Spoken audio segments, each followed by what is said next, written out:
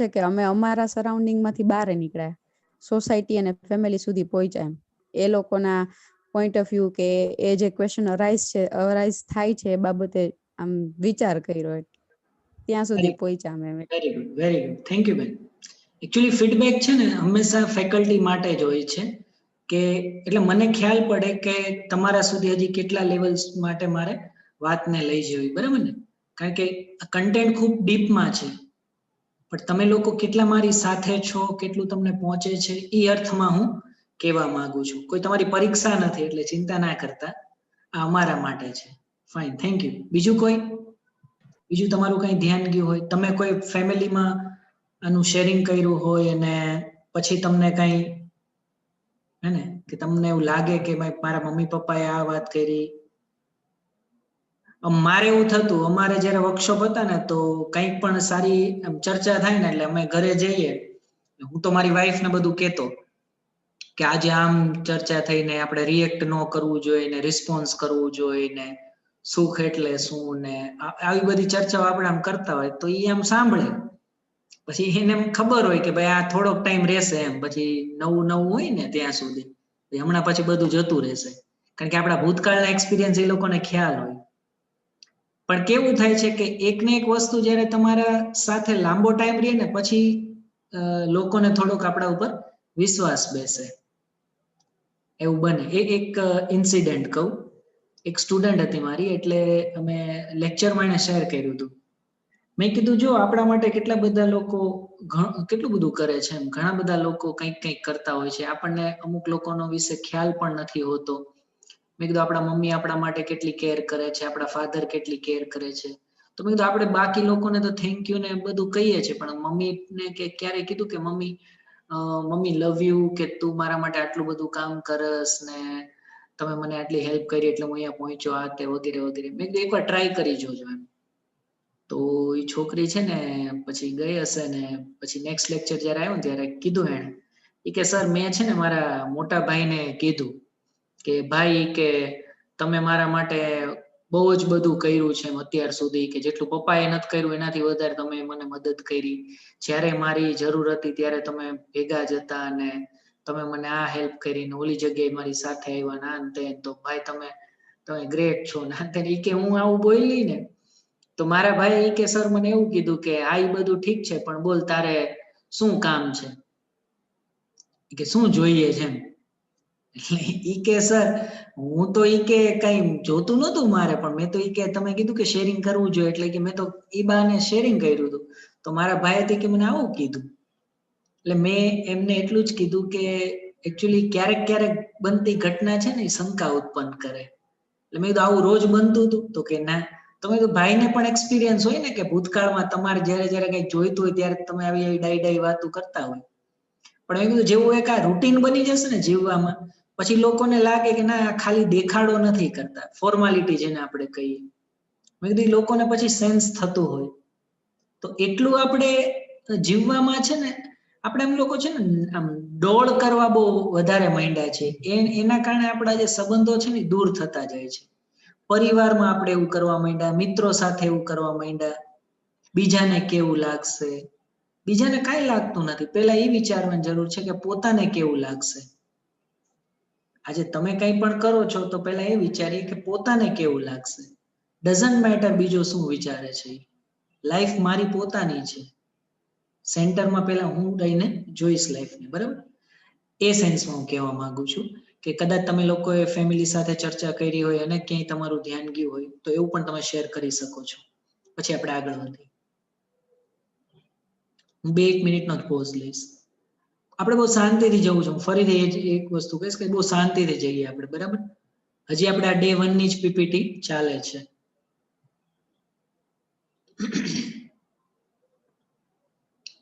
Anyone?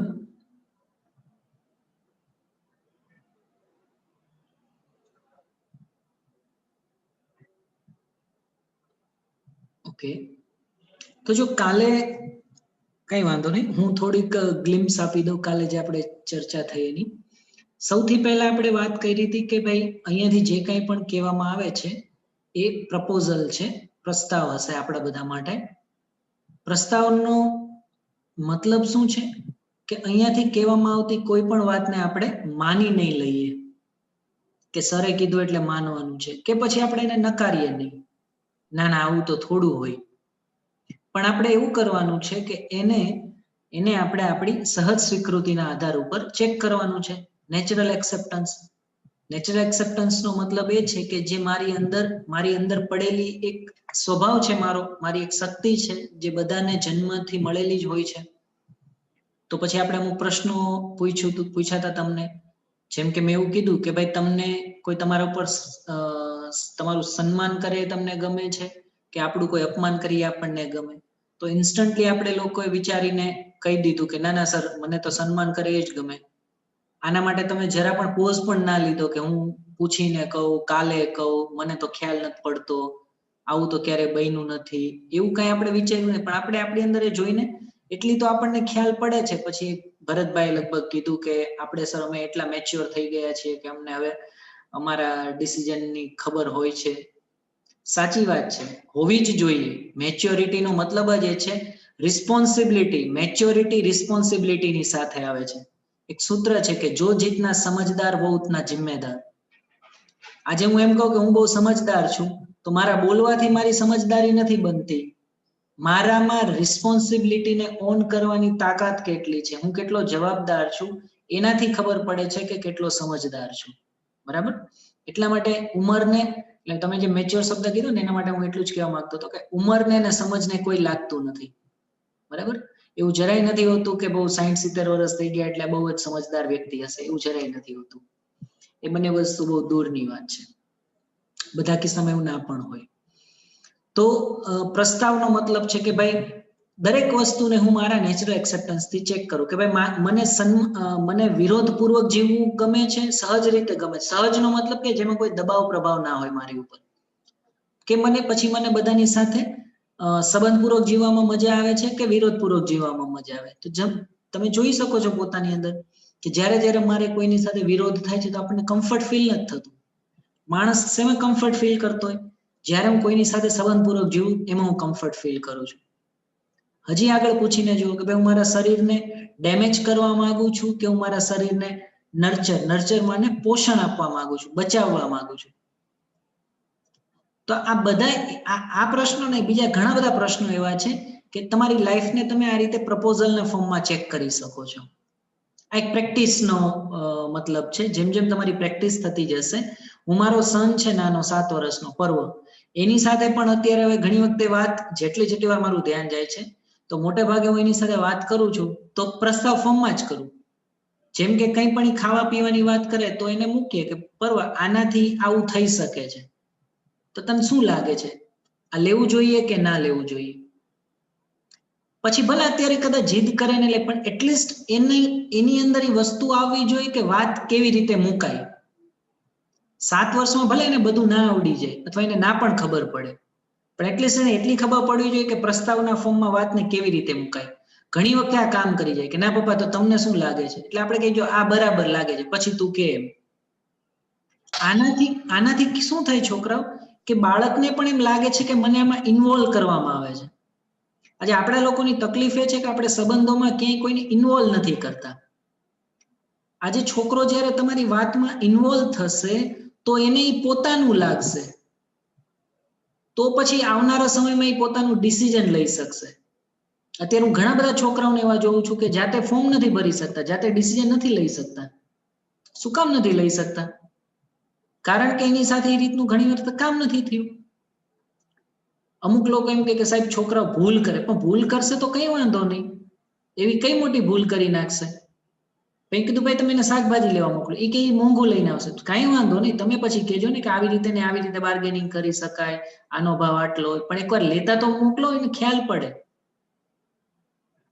સમજાય છે મારી વાત? આજે આપણે બેંકમાં જઈએ છીએ તો મોટા ભાગને ખબર નથી પડતી કે કયું ફોર્મ ભરવું, કે કોની સાથે કઈ રીતે વાત કરવી, ક્યાંથી કયું ફોર્મ લેવું, કંપનીમાં જઈએ છીએ તો શું કરવું, નથી ખ્યાલ પડતો. શું કામ? કારણ કે આપણે એ વસ્તુને એક્સપ્લોર નથી કરી. તો મારું કેવું એટલું છે કે બધી જ બાબતમાં જે થતું હોય, જેટલી જગ્યાએ બાળકોને ઇન્વોલ્વ કરી શકાતા હોય એને કરવા જોઈએ. અમે લોકો કપડા જયારે મમ્મી ધોઈને રાખે છે તો હું એને કહી દઉં ભાઈ તું તારા કપડા છે તારી રીતે વાળ, ભલે સરખા ના વળાય પણ એટલીસ્ટ એ પોતાનું કામ જાતે કરતા તો શીખશે. ખ્યાલ પડે છે? હું જયારે ડસ્ટબિનમાં કચરો નાખું છું તો એ જોવે ને કે ભાઈ જે આપણા ઘરનો વેસ્ટ છે એ ક્યાં નખાય, તો કે કચરા પેટીમાં. હું જેની સામે મન પડે ત્યાં કચરો નાખું, પછી હું એમ કહું પર્વત કચરો ડસ્ટબિનમાં નાખવો જોઈએ, આ કેવી રીતે એને પહોંચશે? તો તમારું જે જીવવાનું છે એ જ તમારું, મતલબ તમારું જે આચરણ હોય ને એ બોલતું હોય. તમારી વાત ના પહોંચતી હોય લોકો સુધી, તમારું આચરણ પહોંચતું હોય. વાત તો કોઈ પણ વ્યક્તિ ગમે, જેમ કે હું અત્યારે તમારી સાથે વર્કશોપ કરું છું, મેં ના કીધું ફેમિલીમાં આ રીતના વર્કશોપ ના ચલાવી શકાય, ફેમિલીમાં જીવવાનું હોય. પણ જેટલું બોલાતું હશે તો ધ્યાન જાય ને, જેમ કે તમને હું આટલું બોલું છું તો મારું ધ્યાન મારી તરફ જાય જ છે. તો અલ્ટિમેટલી આ વર્કશોપ છે એ પોતાના ઉદ્ધાર માટે જ છે, એમ પણ કહી શકાય. ક્લિયર? ઓકે. તો આપણે એનાથી આગળ વધ્યા હતા, પછી આપણે કીધું કે ભાઈ દરેક લેવલ ઉપર પ્રશ્નો આપણને દેખાય છે. ઇન્ડિવિજ્યુઅલ લેવલ ઉપર પ્રશ્નો દેખાય છે, ફેમિલીના લેવલ ઉપર દેખાય છે, સોસાયટીના લેવલ ઉપર દેખાય છે, અને પ્રકૃતિના લેવલ ઉપર પણ પ્રશ્નો દેખાય છે આપણને. દરેક લોકો આ અલગ અલગ લેવલ ઉપર કામ પણ કરે છે. કોઈ સામાજિક સ્તરે કામ કરે છે, કોઈ પ્રકૃતિ માટે કામ કરે છે. શું કામ? કારણ કે આપણે આ પ્રશ્નનું સમાધાન એટલે કે સોલ્યુશન, હિન્દીમાં સોલ્યુશનને સમાધાન કહેવાય. તો આપણે લોકો એનું સોલ્યુશન ઈચ્છીએ છીએ કે આનો જવાબ શું હોય, બરાબર ને? અને જ્યારે આપણી પાસે કોઈ પણ પ્રશ્નનો જવાબ આવે છે તો આપણને એ ગમે છે. આપણને પ્રશ્નમાં રહેવું નથી ગમતું, આપણને એના જવાબ સાથે રહેવું ગમે છે. અને માણસ છે પ્રશ્નથી ક્યારે હેરાન થતો જ નથી. એને એનો જવાબ નથી ખ્યાલ એટલે હેરાન થાય છે. કેવી રીતે? જેમ કે માનો કે બે મિત્રો છે એ સાઉથમાં ગયા, બરાબર, કર્ણાટકમાં જાય છે. હવે ફોર એક્ઝામ્પલ કર્ણાટકમાં જે એમની લેંગ્વેજ ચાલે છે કન્નડ, તો એક વ્યક્તિ છે એ કન્નડમાં બોર્ડ વાંચીને માનો હેરાન થઈ ગયો, કારણ કે એને જ્યાં જવું છે ને એને ખબર જ નથી પડતી, કારણ કે ટોટલી બોર્ડ છે એ કન્નડમાં છે. તો હવે એ વ્યક્તિ હેરાન થઈ જાય છે, કદાચ એને ગુસ્સો પણ આવશે, એ ચીડિયો બની જશે, કંઈક કરશે એમ, હે ને? જ્યારે બીજો વ્યક્તિ છે એ શાંતિથી કદાચ એ વાંચીને પોતાની જગ્યાએ પહોંચી જાય છે, કારણ કે એને કન્નડ આવડતું હતું.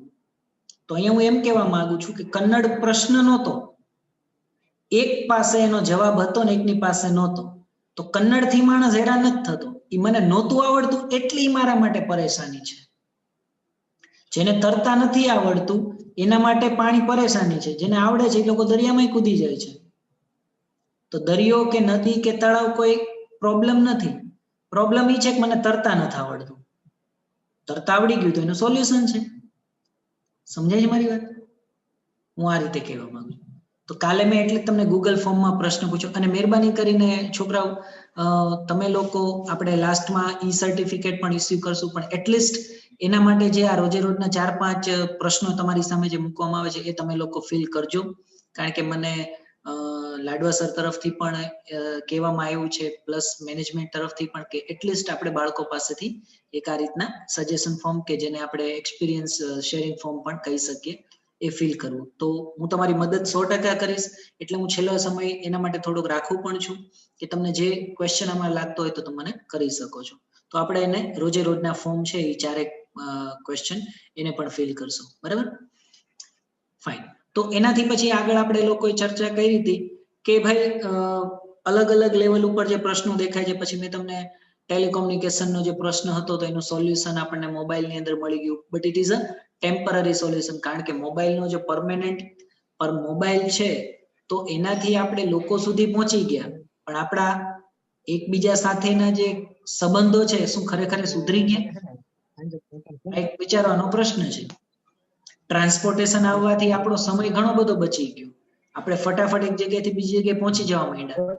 જેમ કે પહેલાના માણસોને પહેલાના જે સમયમાં લોકો હતા એને અહીંયાથી અમદાવાદ માનો જવું હતું અને કોઈ જ વ્હીકલ ના હોય તો એને અમદાવાદ પહોંચતા કેટલી બધી સમય લાગે. હવે એની જગ્યાએ આપણી પાસે કાર આવી ગઈ, આપણી પાસે પ્લેન આવી ગયા છે, આપણી પાસે ટ્રેન આવી ગઈ છે, તો તમે થોડા જ સમયની અંદર અમદાવાદ પહોંચી શકો છો. તો એ કોઈ ઇસ્યુ નથી. પણ હું એમ કહેવા માંગુ છું કે હવેના સમયમાં જે આ એક્સિડન્ટનો રેટ વધવા માંડ્યો છે, જે દેખાડા માટે વ્હીકલ આપણે લોકો યુઝ કરવા માંડ્યા છે, આ વધારે નુકસાનકારક છે. તો ધીરે ધીરે આપણું ધ્યાન જશે કે આપણે લોકો એક ટેકનોલોજીને સદુપયોગ બાજુ ના લઈ જઈને આપણે એનો પર્પસ જ્યારે ક્લિયર ના થયો તો આપણે એનો મિસયુઝ કરવા માંડ્યા. બાકી ટેકનોલોજી છે એ આપણા માટે આશીર્વાદ રૂપ જ છે, જો આપણે એને સમજીએ તો. એના પછી આગળ મેં તમને આખું ગન કલ્ચર કીધું કે ભાઈ યુએસમાં જેને આપણે ડેવલપ્ડ કન્ટ્રી કહીએ છીએ એકચ્યુઅલી, તો એ લોકો ડેવલપ્ડ ઈ સેન્સમાં અત્યારે કહેવા માંગે છે કે કોની પાસે કેટલા હથિયારો છે, કોની પાસે કેટલા વેપન્સ છે. તો આનો મતલબ એમ થયો કે જેટલું સમાજને કે વિશ્વને નુકસાન પહોંચાડી શકે આપણે એને ડેવલપ કન્ટ્રીની વ્યાખ્યામાં મૂકી દીધું. આ બધા જ આપણા જે પેરામીટર છે ને પ્રશ્નના દાયરામાં આવી જાય છે. જો આપણને આ લાગતું હોય તો કોઈ જ વાંધો નહીં. મેં પહેલા જ કીધું કે આ તો પ્રપોઝલ છે મારા તરફથી. તમે એમ કહેશો નાના સાહેબ એવું કાંઈ મને લાગતું નથી, તો પણ હું કોઈ દલીલ નહીં કરું. હા, તમે જાણવા માંગશો તો આપણે ચર્ચા કરશું. ખ્યાલ પડે છે? તો ડેવલપ્ડ કન્ટ્રીની વ્યાખ્યા શું એ હોય કે લોકોને કેટલા આપણે ડેમેજ કરીએ છીએ, કે પછી ડેવલપ કન્ટ્રીની વ્યાખ્યા એ હોય કે લોકોનું જીવન ધોરણ આપણે કેટલું ઊંચું લઈ આવ્યા? આ પ્રશ્ન છે વિચારવા લાયક. તો એમ કરતા કરતા આપણે એવું ધ્યાન ગયું કે ભાઈ અમેરિકામાં ઓન એન એવરેજ અત્યારે 100 માંથી 90 લોકો એવા હશે કે જેની પાસે પોતાની પર્સનલ ગન છે. કેટલા બીકની અંદર જીવવાનું થાય? તો અત્યારે જે તમે જુઓ છો એટમોસ્ફિયરના લેવલે કેટલા બધા પ્રોબ્લેમ દેખાય છે સોસાયટી. તો પછી હવે જોવાની જરૂર છે કે આનું સોલ્યુશન શું છે. અને લાસ્ટમાં મેં તમને આ એક સ્લાઇડ બતાવી હતી કે અત્યારે જે ડિપ્રેશનના કેસીસ, અત્યારે ડોક્ટરોનું એવું કહેવું છે કે અમારી પાસે ડિપ્રેશનના કેસ વધારે આવે છે. તો એનો મતલબ એમ છે કે લોકો કેટલા ફ્રસ્ટ્રેટ થઈ ગયા છે. સવારથી સાંજ સુધી લોકો દોડતા હોય છે, તોય ભેગું નથી કરી શકતા. મને યાદ છે ઘણા લોકો એવું કહેતા પણ હોય છે કે પહેલાના સમયમાં 10 લોકોના પરિવારમાં કદાચ એકાદ વ્યક્તિ જ કમાતો હતો, પણ છતાંય બધા આરામથી ખાતા હતા. અત્યારે 5 લોકોમાં 3 કમાતા હોય છે, તોય ભેગું નથી થતું. તો બધાની કાં તો લાઈફસ્ટાઈલ અલગ થઈ ગઈ છે. લાઈફસ્ટાઈલ અલગ થઈ છે એનો કોઈ પ્રશ્ન નથી, પણ મારી લાઈફસ્ટાઈલ બીજાના કમ્પેરિઝનમાં ચેન્જ થવા મળી છે એ થોડો મોટો ઇસ્યુ છે. તો આ બધું જ સમજવાની જરૂર છે. એટલા માટે આપણે ટાઇટલ એવું આપ્યું છે કે રોલ ઓફ એજ્યુકેશન. આમાં શિક્ષાનો રોલ શું છે? શું શિક્ષાની અંદર આ બધા કન્ટેન્ટને હાઇલાઇટ કરવા પડશે કે નહીં? શિક્ષામાં ક્યાંય આ બધી વસ્તુઓની ચર્ચા થશે કે નહીં? કે પછી એક બાળક ફક્ત 2+2 4 થાય, 2+3 5 થાય, H2O એટલે પાણી કે આ બધું ભણીને નીકળી જશે. a² + b² = c² પાયથાગોરસે કહી દીધું. પણ આ મારી પ્રેક્ટિકલ લાઈફમાં, મારી રિયલ લાઈફમાં મારું એજ્યુકેશન છે એનો કોઈ રોલ હશે કે નહીં હોય? એક બાળક પોતાની લાઈફના પ્રીસિયસ, તમે વિચાર કરો બાળક કેટલામાં સ્ટાન્ડર્ડથી એજ્યુકેશનમાં એન્ટ્રી લે છે? અંદાજે કેટલા વર્ષનો હોય ત્યારે આપણે એને એજ્યુકેશનમાં મૂકીએ છીએ? બોલો જોઈએ. 3 વર્ષમાં લોકો પોતાના બાળકને LKG માં કે બાલ મંદિરમાં કે એમાં મૂકી દેતા હોય છે, બરાબર? અને ગ્રેજ્યુએશન કરતા ઓન એન એવરેજ કેટલી ઉંમર થઈ જાય છે? ગ્રેજ્યુએશન કરતા સુધી 21. Sorry 20 to 21. બરાબર, વેરી ગુડ, થેન્ક યુ. તો આનો મતલબ એમ છે, અને સોરી, એમાં પણ જો એને માસ્ટર કર્યું તો બીજા 2 વર્ષ ગણી લેવાના, એમાં પાછું PhD કરે તો બીજા 3 વર્ષ કરી લેવાના, મેડિકલ કરે તો બિચારો અડધી ઉંમર સુધી જ ભણતો જ હોય છે, હે ને? તો કહેવાનો મારો મતલબ એ છે કે પોતાની લાઈફના, એટલે માનો કે 3 વર્ષે એન્ટર થયો અને કદાચ 22-23 વર્ષે પોતાનું આખું એજ્યુકેશન કમ્પ્લીટ કરીને નીકળો, તો ઓન એન એવરેજ પોતાની લાઈફના 20 વર્ષ એજ્યુકેશનને આપે છે. હા કે ના? પ્રીસિયસ 20 years, અમૂલ્ય 20 years કે જે પાછા ક્યારેય નથી આવવાના. હવે જોવાની ખૂબી એ છે છોકરાઓ કે આ 20 વર્ષ ઈ જ્યાં આપે છે તો આફ્ટર કમ્પ્લીટિંગ 20 years ઈ શું મેળવીને જાય છે? 20 વર્ષ પછી એનું આઉટપુટ શું છે એના હાથમાં? હમણાં હું મારા એન્જિનિયરિંગમાં 8 સેમેસ્ટરના છોકરાઓને પૂછતો હતો લોકડાઉન પહેલા કે મેં કીધું ભાઈ ક્લાસની અંદર મેં પૂછ્યું, મેં કીધું હમણાં એન્જિનિયરિંગ તમારું પૂરું થઈ જશે, 4 વર્ષ તમે કર્યા, 8મું સેમેસ્ટર ચાલે છે, તો હવે તમારે શું કરવાનું છે, આગળ તમે શું વિચાર્યું? તો એક છોકરો કે સાહેબ જોશું. મેં કીધું ભાઈ તું 8 સેમેસ્ટર પછી મને એમ કહેશ કે જોશું, તો આ 4 વર્ષ તે શું જોયું? તે જોયું શું એન્જિનિયરિંગમાં? સમજે છે મારી વાત? શું હાથમાં આવ્યું? એન્જિનિયરિંગ માટે સાયન્સ કર્યું હશે, સાયન્સમાં એટલો ખર્ચો કર્યો હશે, એન્જિનિયરિંગની એક વર્ષની ફી 80,000 રૂપિયા, તો 4 લાખ રૂપિયા તો તમે એમને એન્જિનિયરિંગમાં નાખી દીધા. એના પછી પાછા તમે મને એમ કહો છો કે હું જોઈશ. આવા જવાબ છે. આનો મતલબ છે છોકરાઓ કે મેં મારી લાઈફના આ 20 વર્ષનો કોઈ હિસાબ જ નથી રાખ્યો. વિચારવા લાયક લાગે છે મારી આ વાત? અલ્ટિમેટલી આટલો બધો ટાઈમ એક બાળક આપે છે અને હવે પછી આપણે એમ કહીએ છીએ કે એ સમજતો નથી, તો આમાં વાંક કોનો રહી ગયો? એક બાળકે તો પોતાની લાઈફના 20 વર્ષ આપ્યા ને આપણને, એજ્યુકેશન સિસ્ટમને. ખ્યાલ પડે છે? તો મને એવું લાગે છે કે એજ્યુકેશન એ સમાજનો અભિન્ન અંગ ગણાય છે અને સમાજમાં જો કોઈ પણ સુધારો આવશે ને છોકરાઓ, ક્યારે કોઈ રેલીથી નહીં આવે, કોઈ આંદોલનથી નહીં આવે, કોઈનાથી નહીં આવે, જ્યારે પણ કોઈ ચેન્જ આવશે તો એ ક્લાસરૂમથી આવશે, સ્ટુડન્ટથી આવશે, એજ્યુકેશનથી આવશે. That's why education is more important. અને એનું કન્ટેન્ટ એનાથી પણ વધારે ઇમ્પોર્ટન્ટ છે. એટલા માટે આ નેશનલ એજ્યુકેશન પોલિસીમાં કેટલા બધા સુધારાઓનો સ્કોપ અત્યારે મૂકવામાં આવ્યો છે. 2013ની સાલમાં સુપ્રીમ કોર્ટે કીધું હતું કે ભાઈ એજ્યુકેશનને રિફોર્મ કરો.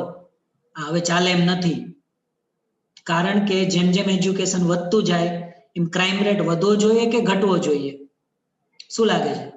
એજ્યુકેશન વધવાથી ક્રાઇમ રેટ વધવો જોઈએ કે ઘટવો જોઈએ?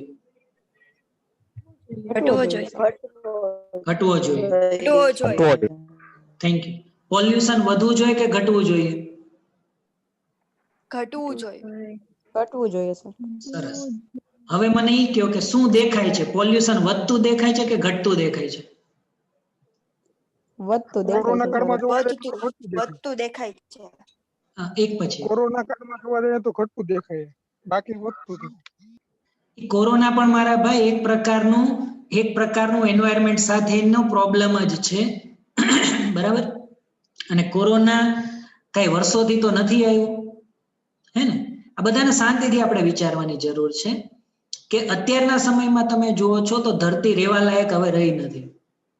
ટેમ્પરેચરની દ્રષ્ટિએ પાણીના લેવલ કેટલા ડાઉન થઈ ગયા છે, ખ્યાલ પડે છે? અત્યારે કોલસાને આપણે એટલી હદે ખોદી નાખ્યા છે. દરેકનું કંઈક પર્પઝ હોય છે. કોલસો છે એ જમીનના સ્તરને અલ્ટ્રાવાયોલેટ રેઝ અને નીચેથી જે લાવાની એની ગરમીને પચાવી રાખે એટલે પૃથ્વીના ટેમ્પરેચરને બેલેન્સ કરે છે. પણ આપણને તો એ ક્યાં સમજે છે? આપણને તો એમ લાગે ને કે કોલસો છે તો બળતણ માટે જ વપરાય ખાલી. પેટ્રોલ છે તો પેટ્રોલનો ઉપયોગ તો આપણને શું લાગે? ગાડીને ફૂલ કરીને આટા મારવામાં જ હોય રિંગ રોડ ઉપર. તો બિંદાસ પુરાવો પેટ્રોલ. પણ પેટ્રોલનો એક પર્પઝ છે. જેમ આપણા સાંધા હોય ને, સાંધાની વચ્ચે તમને ખ્યાલ હોય તો લિક્વિડ હોય, એમ પૃથ્વીની અંદર જે પ્લેટોનિક પ્લેટ હોય છે ને, જે એની વચ્ચે પણ લિક્વિડ હોય. જેમ જેમ એ લિક્વિડ ઓછું થાય ને એમ પ્લેટો વચ્ચેના ઘસારા ચાલુ થાય ને ભટકાવાનું ચાલુ થાય. તો આ પેટ્રોલ, ડીઝલ, આ બધા જે ફ્યુલ છે ને એ લિક્વિડ તરીકે કામ કરે છે. એ પેટ્રોલ આપણા ગાડીમાં પુરાવીને ફરવા માટે ખાલી નથી, એ ધરતીનું પોતાનું સત્વ છે. કયા સાયન્સમાં આપણી સાથે આ બધી ચર્ચાઓ થઈ? બોક્સાઇટ છે તો બોક્સાઇટનો ઉપયોગ શું છે?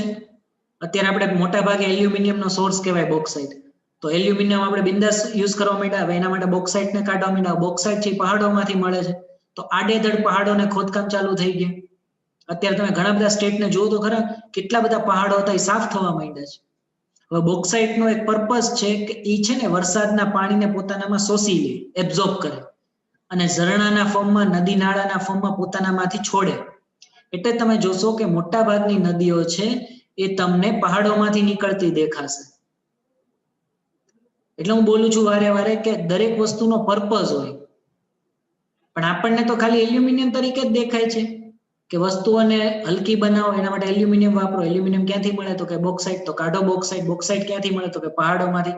પહાડો ખોદી નાખો. પણ એનો ઓવરઓલ ઇફેક્ટ પછી શું આવશે એ આપણે ક્યાં વિચારીએ છીએ? આ બધું તમારે ચર્ચા કરવાના મુદ્દાઓ છે.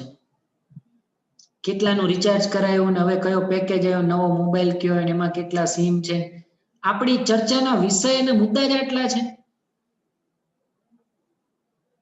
કાલ સવારે આપણે ભવિષ્યમાં શિક્ષક બનવું છે તો પેલા મારી અંદર એક ટીચરનો આત્મા છે કે નહીં? પેલા હું એક શિક્ષાને કઈ રીતે જોઉં છું એ મારે જોવાની જરૂર છે.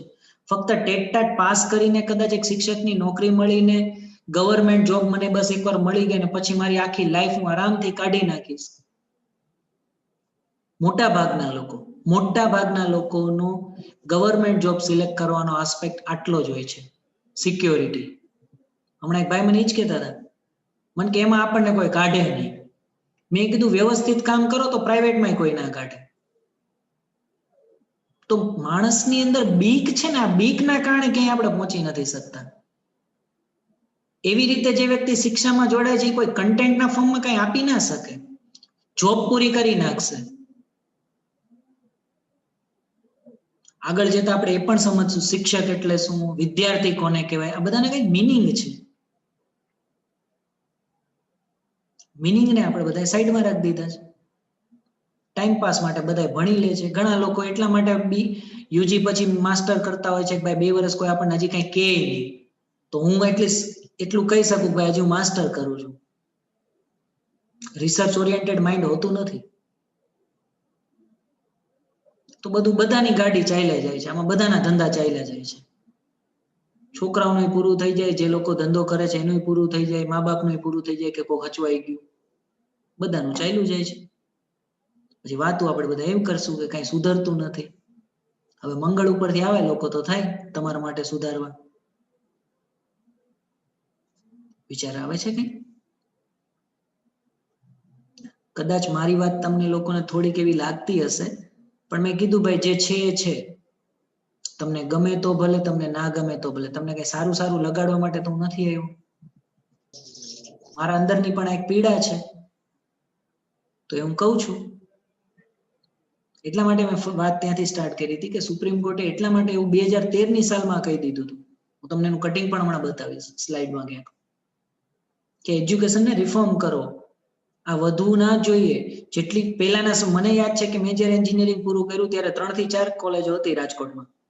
અત્યારે 14 એન્જિનિયરિંગ કોલેજો છે. અમારી વખતે સાયન્સનું રિઝલ્ટ આવ્યું હતું 28%. અત્યારે 90% ને ક્રોસ કરી જાય છે સાયન્સનું રિઝલ્ટ. આ બધું શું બતાવે છે? આ બધા જ મુદ્દાઓને શાંતિથી બેસીને વિચારવાની જરૂર છે કે એજ્યુકેશન આપણે ખરેખર કઈ બાજુ લઈ જવું છે. બરાબર? ફાઇન. આટલી વાતમાં તમારે કંઈ કહેવાનું હોય તો કહી શકો છો. પછી હવે આપણે આગળ વધીએ. આ કાલની વાતને લઈને બેઝ બનાવવાની મને આવશ્યકતા લાગી હતી એટલે આપણે એ ચર્ચા કરી.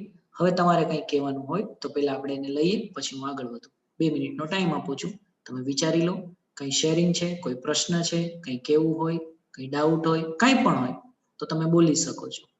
2 મિનિટનો ટાઈમ આપું છું, જણાવો. સર જી હું થોડુંક શેર કરીશ સર. હા જી જી આપણે એવું કહીએ છીએ કે આપણે આપણા શિક્ષણમાં આપણે ઈ ચેન્જ લઈ આવીએ કે ખાલી સિલેબસ પૂરતા ન રહીએ, પણ સામે એક વસ્તુ એવી આવીને ઊભી રહે છે કે જે બાળકોના મમ્મી પપ્પા હોય ને એને એક જ વસ્તુથી મતલબ છે કે મારા છોકરાનું રિઝલ્ટ આવવું જોઈએ. એને પાછી કમ્પેરિઝન છે કે ઓના છોકરા કરતા મારા છોકરાનો નંબર આવવો જોઈએ. ઈ નથી આવતું તો ઉપરથી પ્રેશર આવે શિક્ષકો ઉપર કે રિઝલ્ટ કેમ ડાઉન જાય છે. એટલે જ્યારે ક્લાસરૂમમાં ઊભા હોય છે ત્યારે શિક્ષકની મેન્ટાલિટી કેવી થાય છે કે ભાઈ તો સિલેબસ ઓરિએન્ટેડ ચાલો 5 નવી વસ્તુ કાંઈ શીખવીએ આપણે કે કાંઈક નવી વસ્તુ કરીએ તો એનાથી એક લેવલે મેનેજમેન્ટને એવી તકલીફ પડે કે ભાઈ ના આ નહીં, તમે ભાઈ ફોકસ ભણાવવા ઉપર કરો. સાચી વાત છે. એટલે આ સિચ્યુએશનને કેમ ઓવરકમ કરવી, કેમ ટેકલ કરવી, ઈ બાબતે આપણું પછી પોઈન્ટ ઓફ વ્યૂ જાતા જ નથી અને પછી જેમ ચાલે છે એમ આપણે ચલાવીએ છીએ. આવું થઈને ઊભું રહી જાય છે. નહીં, તમારી વાત 100% સાચી જ છે. પણ આમાં કેવું છે કે એ ચલાવવું હોય એ ચલાવે છે, જેને નથી ચલાવવું એ નથી પણ ચલાવતા. લાઈક હું તમને વાત કરું, છત્તીસગઢમાં રાયપુરમાં એક સ્કૂલ છે અભિભાવક વિદ્યાલય. અત્યારે આપણે જે આ બધી ચર્ચાઓ કરીએ છીએ ને જીવન વિદ્યાની, એ જીવન વિદ્યા ઉપર ચાલતી આખી સ્કૂલ છે, બરાબર. અમે લોકો એની વિઝિટ પણ કરી છે મેં એ સ્કૂલની, અને હું એમના મેડમને એના પ્રિન્સિપાલને બધાને મળ્યો છું. ત્યાં બાળકોની કોઈ ફીસ નથી અને ફેકલ્ટીનો કોઈ પગાર નથી. હવે તમે વિચારો કેવી રીતે ચાલતું હશે. ફક્ત ત્યાંનું જે ટ્રાન્સપોર્ટેશન કે જે બીજો ખર્ચો થાય ને સ્કૂલને લગતો, એ બધાની વચ્ચે મૂકવામાં આવે અને એ પ્રમાણે એને ડિવાઈડ કરી લેવામાં આવે. સમજાય છે પેલે? હવે એ આખી સ્કૂલની અંદર પહેલા તો એનો નિયમ એવો છે કે તમારે તમારા બાળકને અહીંયા મૂકતા પહેલા, અત્યારે જે આપણે આ વર્કશોપના ફોર્મમાં 1 કલાક ચાલે ને, મેં તમને કીધું ને 8 દિવસનો વર્કશોપ હોય જે અમે અટેન્ડ કરવા કાનપુર ગયા હતા. એટલે એ ફરજિયાત ત્યાંના પેરેન્ટ્સને મિનિમમ 2 વર્કશોપ એવા કરેલા હોવા જોઈએ. રાયપુરમાં જે લોકો અરેન્જ કરી દે છે, તો જ તમારા બાળકને આ સ્કૂલમાં અમે એડમિશન આપીશું. અને આ સ્કૂલની અંદર કોઈ એક્ઝામ નહીં રહે. એટલે જો તમે માર્ક્સ માટે મૂકવા માંગતા હોય, એવી રીતે ફક્ત ડિગ્રી માટે મૂકવા માંગતા હોય, તો તમે આ સ્કૂલમાં ના આપતા. તો તમે કીધું એ બેન વાત સાચી છે. મેં ના કીધું કે જ્યારે હું ફક્ત બિઝનેસ માટે કરતો હોઈશ તો મારે બધું લેટ ગો કરવું પડે, પણ જ્યારે હું બિઝનેસ માટે નહીં કરતો હોય, જ્યારે હું મારા દમ ઉપર કોઈ વસ્તુને કરતો હોઈશ, મારા એથિક્સ ઉપર જ્યારે હું ચાલતો હોઈશ, તો લોકો ફરી ફરીને આવે પણ છે. એકવાર આપણું ગટ્સ હોવું જોઈએ, એકવાર આપણે એ રસ્તે ચાલતા હોવા જોઈએ. લોકોની આવશ્યકતા હશે તો આવશે, જેને ખરેખર. અને એવું બધી જગ્યાએ એવું હોતું નથી કે ખરેખર બાળકને આજે તમે જોશો ને તો સારા સંસ્કાર મળી પ્રાયોરિટી હોય છે ને. ધીરે ધીરે હવે શિફ્ટિંગ આવવા માંડ્યું છે. હવે ફક્ત લોકો એવું જ નથી જોતા કે કેવડું મોટું નામ છે કે કેવું ભણાવવામાં આવશે. હવે સાથે સાથે લોકો એ પણ જોવે છે કે એને ત્યાં સારું શિક્ષણની સાથે સાથે સારા સંસ્કાર જેવું કંઈ મળશે કે નહીં મળે. તો ધીમે ધીમે અમુક ઘણા બધા લોકોને એવું